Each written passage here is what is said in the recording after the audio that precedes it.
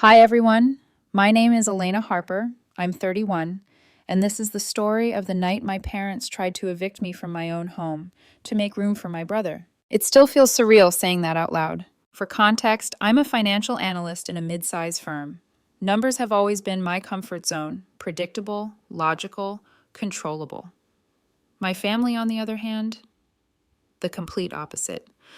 I'm the responsible one, the one who plans ahead, who files taxes early, who remembers birthdays and brings extra napkins to family dinners. My brother, Daniel, 33, has always been the wild card. Big heart, bad decisions. He has 3 kids: Lily, age 9, Max, 6, and Owen, 4. Their mother, Melissa, left a few years ago. Since then, Daniel's been in and out of jobs, barely scraping by. Every month, I send money for groceries or daycare. It's not that I mind helping. I love those kids. But I'd be lying if I said it hasn't started to feel less like love and more like expectation. Still, I've tried not to complain. My parents, James and Mary Harper, have always believed that families should rally together, which, in our case, translates to me fixing everything Daniel breaks. They excuse his mistakes as bad luck, never his choices. Meanwhile, when I accomplish something, they say, "Well, of course, Elena, you've always been the stable one." I bought my house 3 years ago. A modest 3-bedroom in a quiet neighborhood with good schools nearby. Nothing flashy, just something solid, mine. The first night I slept here, I remember sitting on the floor with takeout and a glass of wine, whispering, "You did this. You built this life." So when I invited my parents for dinner last week, I expected a calm evening, a normal check-in, maybe some comments about how lonely the house must feel without a husband or kids. Instead, I got ambushed. They arrived around 6. Daniel came with them, which wasn't unusual, but the kids weren't there. That should have been my first warning sign. My boyfriend Ryan couldn't make it. He was working late, so it was just me and the Harpers. Dinner started lightheartedly enough. Mom praised the roast chicken. Dad asked about interest rates. Daniel laughed about something the boys did at school. But then, as we cleared the dishes, the air shifted. Dad cleared his throat. That slow, deliberate kind of throat clear that always meant trouble. "Elena," he began, resting his hands on the table, "we need to discuss something important." I remember putting down the dish towel, my stomach tightening. Mom smiled, too bright, too rehearsed. "Honey, you know how cramped Daniel's apartment is. The kids barely have space to play." I nodded, half listening. "Yeah, it's small. Did you find a new place?" She exchanged a look with Dad. "Well, not exactly." Dad leaned forward. "We were thinking, it just makes sense for Daniel and the kids to move in here." Silence. For a second, I honestly thought I misheard. "Move in here. Temporarily?" Mom shook her head gently. No, sweetheart. You'd move back home with us for a while. Your old room's still there. We kept it just the way you left it." I laughed. I couldn't help it. "You mean you want me to move out of my house so Daniel can move in?" Daniel had the nerve to look sympathetic. "Elle, come on. It's not like that. It's just until I get back on my feet. The kids would love the yard. You're barely using all the rooms." Dad added, as if reasoning with a stubborn child. "You'd still own the house, of course. We're not taking it away. You'd just be living with us while Daniel handles things here." "And the mortgage?" I asked. Mom smiled sweetly. "Oh, you'd still pay that. And the utilities. Daniel can't afford them right now, but once he's stable, he'll contribute." Her tone was so casual, so matter-of-fact, that I genuinely lost my words. I looked at Daniel. He was nodding, agreeing. "It'd really help, Elle. The kids deserve a decent place. You know I'd do the same for you." Something hot and sharp rose in my chest. "Would you?" "Because you've been behind on rent 6 times this year. I've paid it 4 of those times." Dad's jaw tightened. "There's no need to bring that up. We're a family. Families make sacrifices." "And whose sacrifice are we talking about exactly?" I asked quietly. Mom sighed dramatically. "Why are you being so defensive? We thought you'd be happy to help. You're in the best position to do it." That's when I realized they weren't asking, they were announcing. My voice came out small but firm. "No, absolutely not. I worked for this house. It's mine.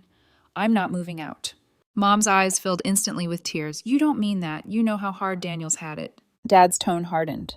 "You're being selfish, Elena. Do you even hear yourself?" Daniel stayed quiet, but his expression said everything. "She'll come around. I felt my pulse pounding in my ears. I have done everything for this family. I paid bills that weren't mine. I've helped raise your grandchildren. But I will not give up my home while still paying for it. Dad pushed his chair back. If you had any sense of family responsibility, you wouldn't hesitate. Mom started crying in earnest now, her napkin trembling. You're breaking my heart, Elena. I stood up, hands shaking. Then maybe your heart needs a reality check. The table fell silent. The clock ticked loudly in the kitchen. I could smell the lemon from the dish soap, the faint crackle of rain against the window. No one spoke. Finally, Daniel muttered, "Wow, okay, I didn't realize you'd become so cold." That was the moment it hit me. This wasn't a misunderstanding.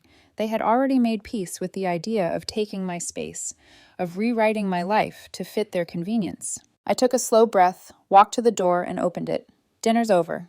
They left one by one, Mom sobbing softly, Dad muttering about attitude, Daniel avoiding my eyes. When the door closed, I stood in the quiet house I had built from scratch. For years, I'd thought of it as a symbol of success, of independence. Now it felt like proof that in their eyes, I'd only ever been a resource. I walked into the living room, still trembling, and noticed my phone vibrating on the coffee table. A new message from Mom's group chat. Family plan, house transition, draft. Attached was a spreadsheet, room assignments, moving dates, storage costs. They hadn't just planned to ask me, they had already decided. I stared at the screen until the letters blurred, a strange calm washing over me. For the first time in my life, I wasn't confused about where I stood. And I wasn't about to let anyone move me, literally or otherwise. I didn't sleep that night. The spreadsheet kept pulsing in my head like a lighthouse, only instead of safety, it warned of a coastline made of moving boxes labeled with my name. I kept asking myself if I'd overreacted, if I'd misunderstood. By dawn, my eyes felt gritty and sore, and the question twisting my stomach was uglier. What if they really don't see me at all? By mid-morning, my phone buzzed with a text from Dad. Come by the house tonight. We can talk calmly. No apology, no retraction. But I went, because old habits have a gravity all their own. Their living room smelled like lemon cleaner and nostalgia. Photos on the walls, trophies, the framed receipt from Dad's first promotion at the plant. Mom came out with tea, like she was staging a peace summit. Daniel was already there, sitting on the couch, elbows on his knees, an expression pitched between exhaustion and confidence, like a gambler shuffling chips he didn't plan to pay for. Before we start, I said, setting my bag down, there's nothing to reconsider about me moving out. Mom gave an airy little laugh. Let's not close doors. You always decide too fast. You sent a plan, Mom, I replied, with move dates. She pressed a hand to her chest, wounded. We were brainstorming. Families brainstorm. Daniel cleared his throat. Elle, can I just show you something? It'll help you see it. He pulled out his phone and opened Pinterest. Boards labeled Boys Room, Blue-Green, Lily's Fairy Corner, Master Bedroom, Neutral. I stared at the thumbnails, bunk beds, tiny bookshelves, framed ABC posters, curtain samples. It would have been sweet if it weren't a colonization of my life. He swiped to his photo gallery, and then my skin went cold. There were pictures of my second bedroom with a tape measure stretched along the baseboard, shots of my master closet with a measuring app overlay, the hallway linen cabinet, doors open, shelves counted, my living room with the couch pushed 2 feet off the wall, my throw blanket folded differently than I leave it. Daniel, I said, my voice thin, when did you take these? He didn't flinch. A few weeks, during family dinners. I was thinking ahead. The boys could share the bigger room, and Lily gets the smaller one. I'd take the master, of course, because I'll be up late with Owen sometimes. He still has nightmares. Mom jumped in, nodding like a bobblehead. And we thought your furniture can go into storage, sweetheart. We looked at prices, very reasonable if you pay for 6 months up front. I looked at Dad, waiting for someone to act like this was insane. He rubbed his jaw.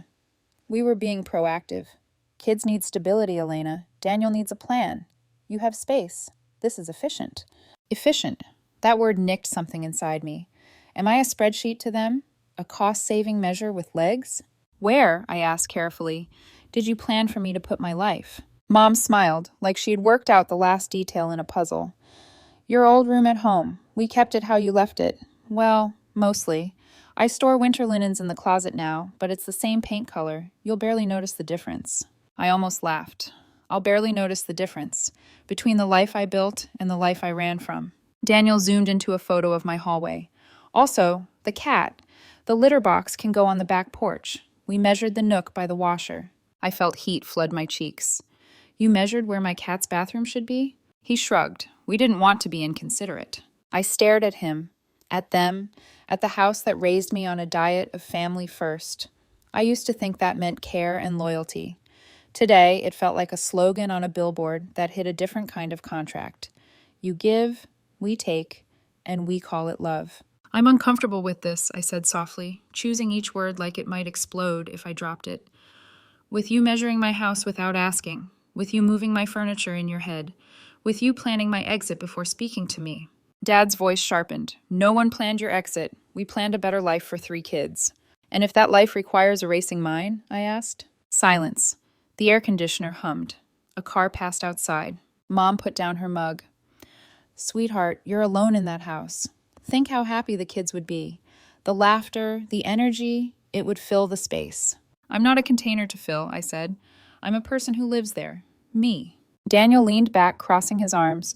You're making this mean something it doesn't. You're not being evicted. We're asking for help. You're not asking, I said. You're arranging. He looked to Dad for backup and got it.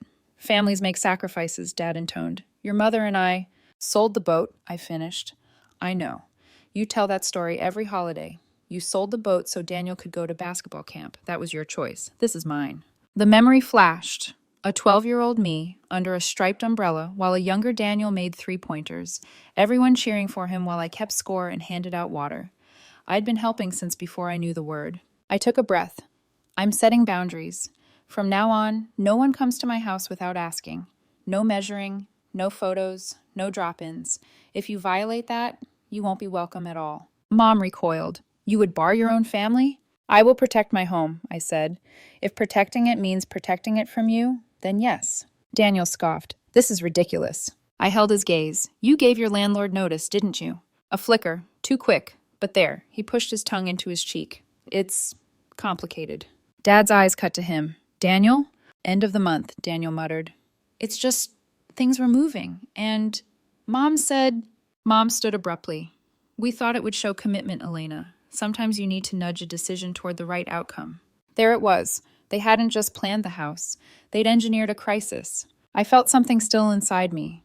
Not fury, clarity. So if I say no, your plan leaves 3 kids homeless on purpose to force my hand? Mom paled. Dad swallowed. Daniel's jaw worked. I picked up my bag and slung it over my shoulder. I love the kids. I always will.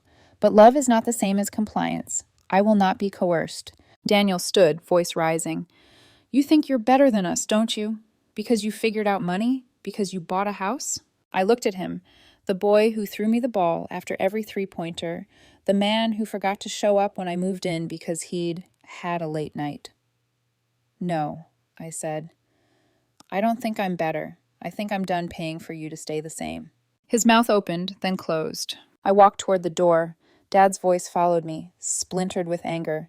If you step out without cooperating, don't come back here asking for help when you need it. I paused with my hand on the knob. You're threatening to cut me off from something I never take, I said gently. And you're lecturing the person who pays for what everyone else takes. Do you hear yourselves? Outside, the evening air felt cooler than it should have. I sat in my car, hands trembling, and called the only person who never confused responsibility with ownership, Ryan. He picked up on the first ring. Hey, you okay? No, I said, and the word surprised me with how raw it sounded.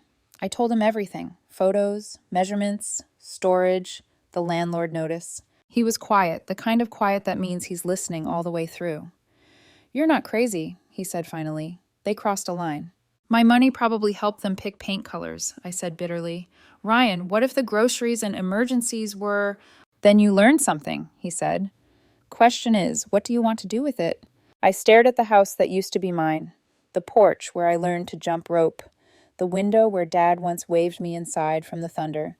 I felt 12 and 31 at the same time. I'm done financing this dynamic, I said. The sentence built itself as I spoke. I'll keep contributing to the kids' college funds, but the monthly transfers to Daniel stop. I'll taper them so the kids don't get caught in the whiplash, but I won't be the safety net anymore. Not for him, not for plans that erase me. Ryan exhaled, a sound like the end of a long-held breath. Then write it down. Boundaries in ink. Send it when you're steady. I'm steady, I said, surprised to find it true. When I got home, I opened my banking app. I scrolled through the transfers, $1,500 a month, sometimes more, rent top-ups, unexpected fees, a crib that never appeared, paint swatches that did. I drafted an email to my family. Effective immediately, I will reduce my direct financial support to Daniel to $1,000 this month, $500 next month, then end it. I will continue to contribute to the children's education funds and cover occasional kid-specific needs directly, school trips, shoes, at my discretion. No one enters my home without explicit permission. No exceptions. Any plans involving my property end now. I read it twice. The words looked strong but not cruel. I hit save as draft and sat back, listening to the house breathe, refrigerator hum, neighbor's dog, the small, ordinary sounds of a life not on loan. A notification pinged, a message from Mom. We're bringing Daniel by tomorrow to look at the garage for storage. Don't worry, we'll be quick. I stared at the text, then at the deadbolt on my front door. I stood, turned the lock with a soft click, and slid the chain into place. Not anymore, I whispered to the empty room that wasn't empty at all. Not here. It took exactly 48 hours for my family to test the boundary. They showed up at my house. No text, no warning, just my mom's silver sedan in the driveway, Daniel's old truck idling behind it. I saw them through the living room window, carrying boxes. My heart dropped straight into my stomach. I didn't open the door, not immediately. I just watched. Daniel walked to the garage door and tugged it experimentally, finding it locked. He called out, "Elle, we're just dropping off some stuff in the garage. Mom said you wouldn't mind." I opened the door only halfway. "You can't just show up here," I said, voice low but shaking.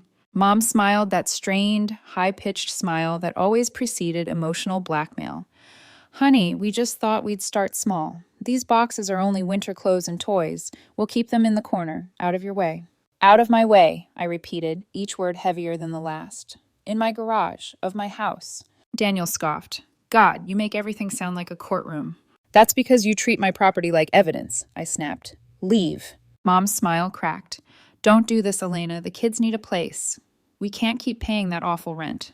"You're not paying it," I said quietly. I was. That landed like a slap. Daniel's face flushed red. "Oh, so now it's about money? You think because you make a few extra dollars you get to talk down to everyone?" I folded my arms. "It's not a few extra dollars, Daniel. It's the last 6 years of your bills, your groceries, your rent, your kids' Christmas presents, and the occasional emergency that somehow always ended with me transferring $1,500 before payroll." His mouth twisted. "You're cruel." "Maybe," I said, but not careless. I stepped back inside and shut the door, locked it. I could hear my mother's muffled plea through the wood. "You'll regret this, Elena. You can't turn your back on your family forever." But I didn't answer. That night, I hit send on the draft email. My fingers didn't tremble this time. By the next morning, the messages poured in. "Mom, we're disappointed, but we'll pray you come to your senses." "Dad, this isn't how families operate. You're punishing the children." "Daniel, you always were selfish. Don't worry, karma's real." I didn't reply. Instead, I transferred the first reduced amount, $1,000, labeled clearly, "Final phase of support. For kids' essentials only." I copied my parents on the email. No confusion, no loopholes. By week's end, Dad called, voice tight. "Your mother's been crying for 3 days. You're tearing this family apart." "I'm setting a boundary, not lighting a fire," I said calmly. He exhaled hard. "Daniel's panicking. He gave his landlord notice. You're really going to leave 3 children without a home?" I hesitated because that's what they counted on. That pause. That flash of guilt. But then I remembered Daniel measuring my walls, my mother's spreadsheet titled Transition Plan, and that guilt turned to steel. "They won't be homeless," I said. "They'll be accountable." Dad hung up without another word. 2 days later, I got the text that confirmed everything. "Daniel, can you send $600?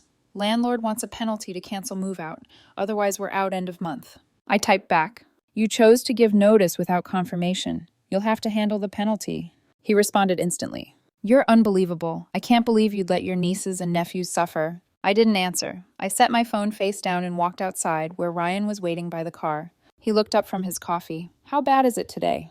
"Level 6 out of 10, I said. Guilt storm with mild threats." He smiled softly. You're weathering it. I don't feel like it, I admitted. They make it sound like I'm punishing children. He reached out, brushed my shoulder. You're not punishing anyone. You're refusing to be their insurance policy. There's a difference. I wanted to believe him.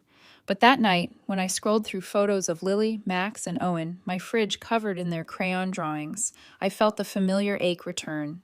The little voice that said, you could fix this in one click. But then I remembered Daniel's voice that day. You're barely using the rooms. And Mom's, you'll still pay the mortgage. And Dad's, we've already figured it out for you. They didn't want my help. They wanted my surrender. So I didn't click. A week later, I got another call, this time from Dad. His voice was brittle. We're calling a family meeting tomorrow night. Be here at 7. I almost laughed. You're not my boss, Dad. This is serious, Elena. So is respecting boundaries, I said. But part of me knew I'd go. I had things to say that couldn't fit into polite phone calls. When I arrived the next evening, the tension was already thick. Mom sat at the table with tissues. Daniel slouched across from her, eyes red-rimmed, but defiant. Dad stood by the window, arms crossed. I sat down quietly. Let's skip the theatrics. What's this about? Dad's voice was clipped. Daniel and the kids can't make rent this month. You know that. I didn't respond. Mom sniffled. The landlord won't budge. He says the penalty has to be paid in full. Then he should pay it, I said simply. Daniel slammed his hand on the table. I don't have it. Then get a job, I said. The words landed like glass shattering. Mom gasped. Dad turned toward me sharply. Watch your tone. No, I said. You watch his pattern. Every time Daniel makes a bad decision, I get an invoice disguised as family loyalty. That ends now. Daniel stood. You think you're perfect? You've had everything handed to you. I actually laughed. Handed to me? I worked 3 jobs through college. I built my career while covering your debt. You think owning a house was handed to me? I earned every brick in that foundation. And you wanted to hand it over like a charity. Mom's voice trembled. We just thought you'd help. You've always been the strong one. I looked at her, softer now. Exactly. And you've mistaken strength for availability. Silence stretched. The clock ticked too loud. I could hear Daniel's breathing. Angry. Shallow. Finally, Dad said, So that's it? You're cutting everyone off? Not everyone, I said quietly. I'll continue the kids' education funds, but I won't be Daniel's ATM anymore. Mom burst into tears. You're punishing the children. No, Mom, I said. I'm stopping the punishment of me. Daniel muttered something under his breath, too low to catch, then louder. Fine. Don't worry about us. We'll figure it out. He pushed back his chair so hard it scraped the floor and stormed out. The front door slammed. Mom sobbed harder. Dad glared at me like I'd shattered something sacred. You've gone cold, Elena. You used to care about family. I still do, I said. That's why I'm doing this. Because what you call family isn't love, it's dependency. I stood up, grabbing my coat. And if you ever try to guilt me with those kids again, remember who's actually been paying for their stability all this time. As I reached the door, Mom's voice broke behind me. You'll regret this. I turned back once, meeting her eyes. Maybe, but at least the regret will be mine, not something I was guilted into. I stepped out into the cold air.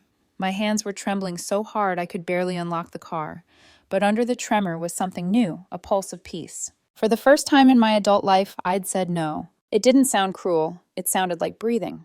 The following weeks were quiet, tense, and strangely liberating. Daniel stopped calling. My parents withdrew into frosty silence. I focused on work, therapy, and rebuilding small pleasures. Cooking, jogging at dawn, reclaiming my weekends. Ryan noticed the change. You look lighter, he said one morning, making coffee. Maybe I am, I said. It's the first time my life doesn't feel like a bailout plan. But one text still kept me up some nights. Daniel, you'll regret this when you see what happens to the kids. Every time I read it, I reminded myself, guilt is not love, boundaries are not cruelty. And yet, deep down, I knew this wasn't over. Families like mine never end their fights with silence. They regroup, they reframe, they reappear. I just didn't know yet what form that reappearance would take, or how, for once, it might come with something I never expected. An apology. 6 months. That's how long it's been since I cut the cord. 6 months since I stopped being my family's safety net and started being a person again. I wish I could say those months were easy. They weren't. At first, it felt like exile. Calls went unanswered. Holidays passed in silence. My parents didn't invite me to Easter, and Daniel didn't even text on my birthday. But the strangest thing happened. The world didn't fall apart. Mine, at least, began to heal. My house, once filled with tension, finally felt alive again. The quiet wasn't loneliness, it was peace. I stopped checking my phone for new urgent transfers or guilt-laced messages. I started sleeping through the night. One morning, while I was watering the garden, Ryan walked up behind me with 2 mugs of coffee. "You've stopped jumping every time your phone pings," he said.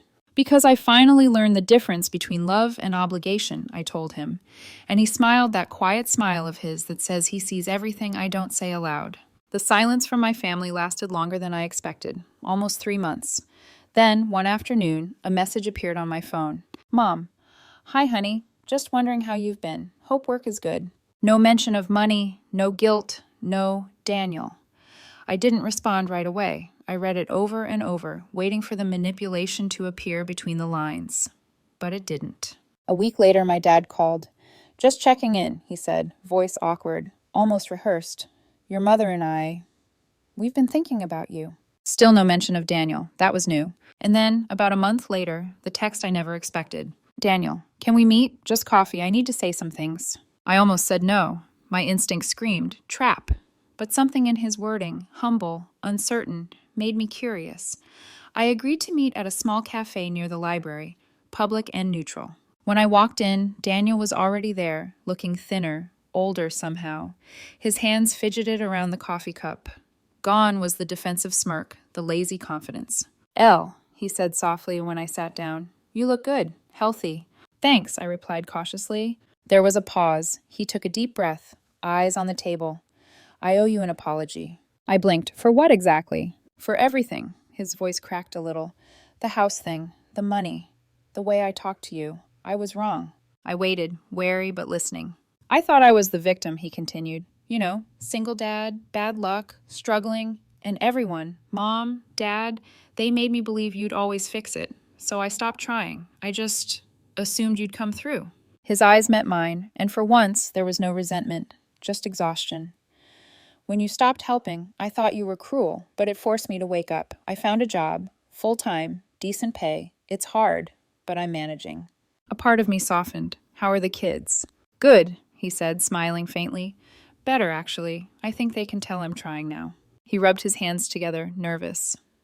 "I'm sorry, Elle. I should have thanked you years ago for all you did instead of acting like you owed me more." It took me a moment to speak. "You hurt me, Daniel. Not just with the house, but with the way you made me feel like love was a debt I had to pay." He nodded. "I know. I'm trying to earn back the right to call you my sister again." Something unknotted in my chest then.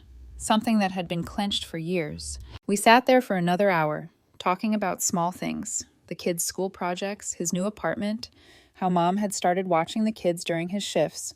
It was awkward, but real. When we said goodbye, he hugged me tightly and whispered, "Thank you for not bailing me out this time." 2 days later, my parents invited me over for dinner. I hesitated, but Ryan encouraged me to go. "You can leave any time," he said. "Just don't go out of fear."